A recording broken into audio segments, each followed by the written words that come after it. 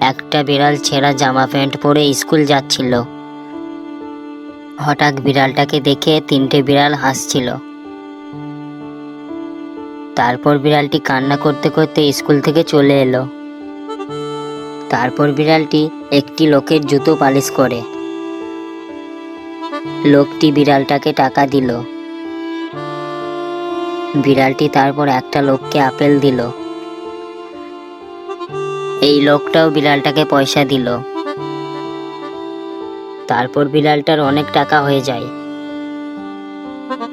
সে নতুন জামা প্যান্ট কিনতে দোকানে গেল।